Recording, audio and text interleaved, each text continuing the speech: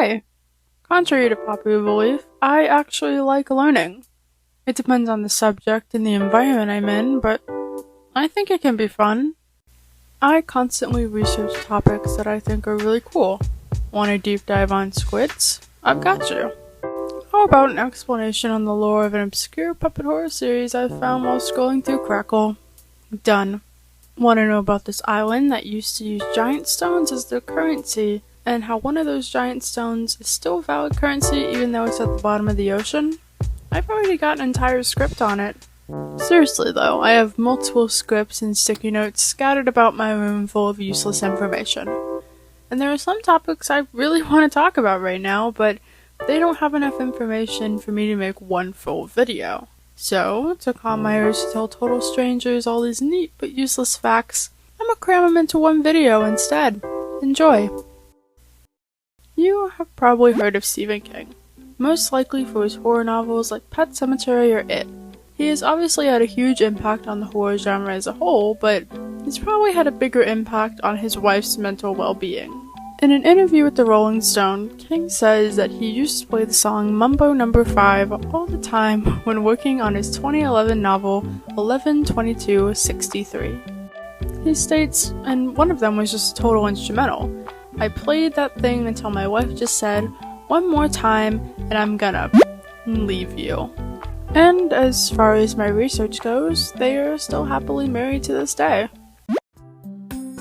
Taking a sharp turn in a totally different direction, Japan has the most flavors of Kitkats in the world, with over 300 different flavors. This is primarily due to limited edition, seasonal, and regional variants.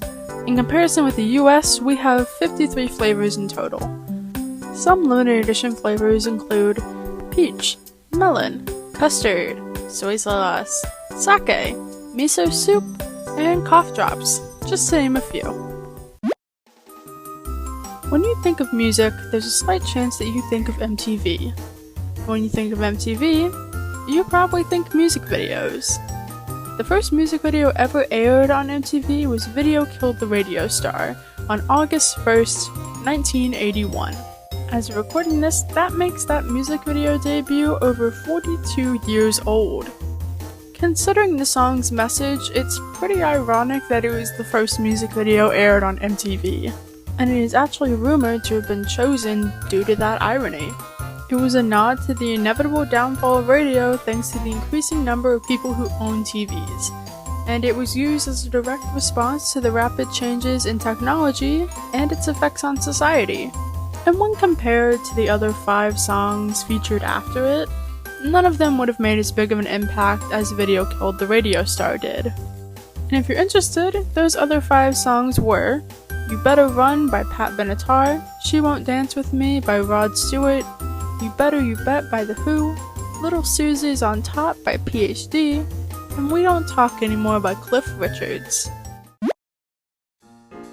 Popsicles are one of the greatest frozen treats, in my opinion at least. But would it surprise you that an 11-year-old originally came up with the idea? In 1905, in the San Francisco Bay Area, Frank Epperson left a cup of soda with a stirring stick still in it out on the front porch. He found it the following morning frozen, and decided to call it an Epsicle, a combination of the word icicle and his name. From that point forward, he began to make them and sell them to the kids in his neighborhood.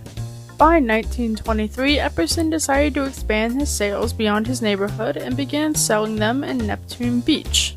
In 1924, he applied for a patent for his frozen confection, dubbing it a popsicle.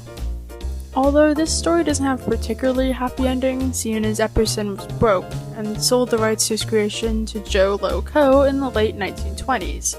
With the sale, they created a 2-stick version of the popsicle to help customers stretch their dollar during the Great Depression, selling it for 5 cents a popsicle.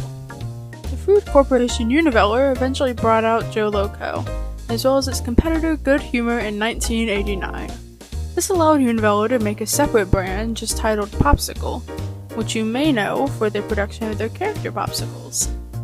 So you can thank 11-year-old Epperson for the creation of these beautiful works of art.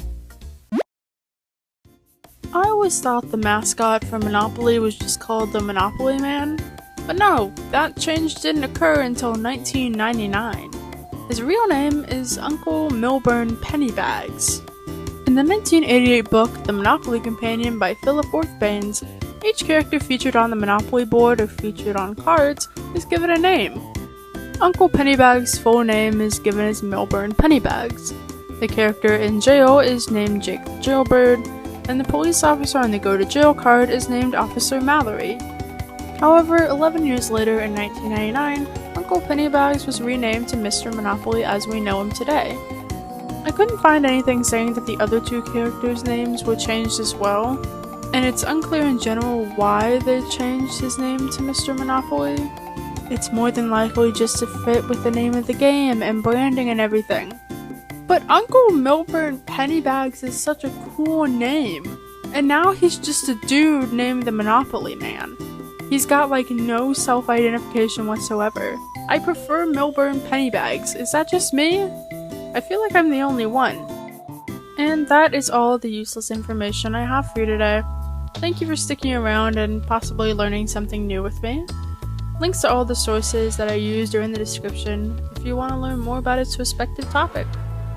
And that is all I have to say. Have a beautiful rest of your day wherever you are. Stay safe, and bye-bye for now.